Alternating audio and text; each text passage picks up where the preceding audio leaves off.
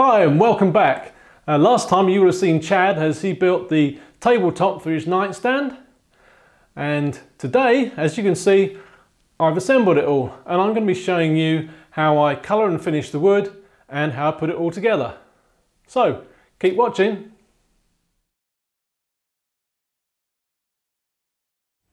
To create a dark grey that would really pop under a finish, I first of all removed the redness from the Moranti by fuming it in ammonia, and then applied a solution made by dissolving steel wool in some vinegar, and finally added a couple of coats of an ebony commercial stain.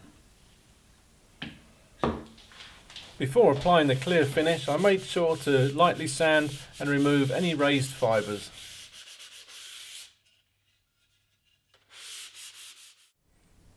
The Moranti had a fairly open texture which needed to be grain filled to produce a nice flat finish on the top. So I mixed the stain that I was going to use with some grain filler, applied that, removed as much as I could but not all of it before it dried, then sanded it down and scraped away any remaining filler on the surface and applied the stain over everything. And I did that a couple of times before I was happy to go on to the clear coat finish.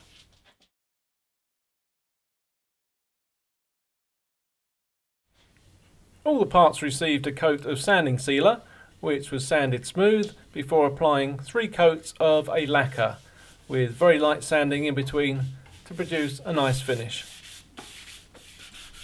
I sprayed the lacquer, which greatly increased the speed of application, but you could obviously brush it on if you like.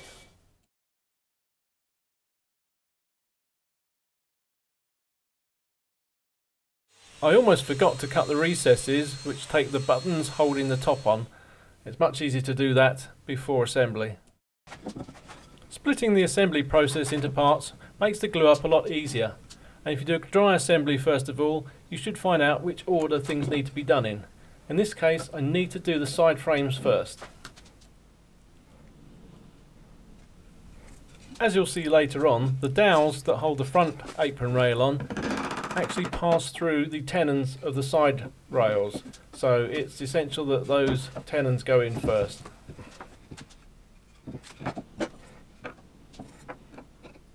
Screws are essential to give enough strength to the joint between the shelf and the legs, and now that the side frames are glued up, it's possible to drill for those screws. As I mentioned earlier, the dowels holding the front rail in interfere with the tenon on the side rail. In fact, the top one goes straight through the tenon, and so that needs to be bored now. The second dowel down just kisses the edge of the tenon. From this point on, assembly of the base is straightforward, but nonetheless worth watching.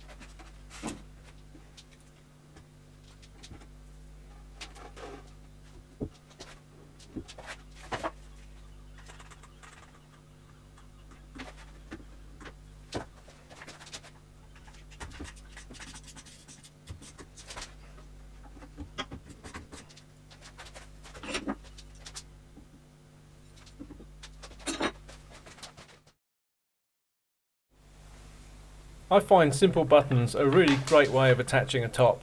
They allow for movement and they're also very secure.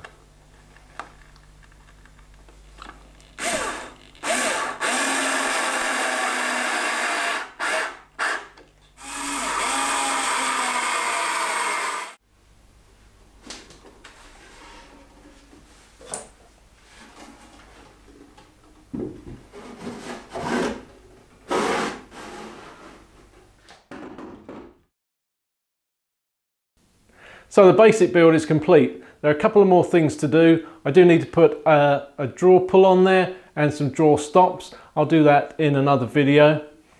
But next time you're actually going to see Chad as he applies finish to his nightstand. Because we took different approaches to it, I thought it'd be worth seeing both of them. Now, to get your hands on a set of these plans for free, go along to the Just Giving page and support this build, where there's also a chance, if enough of you support it, for one of you to actually win the finished nightstand. And also, all of you will be credited in the videos.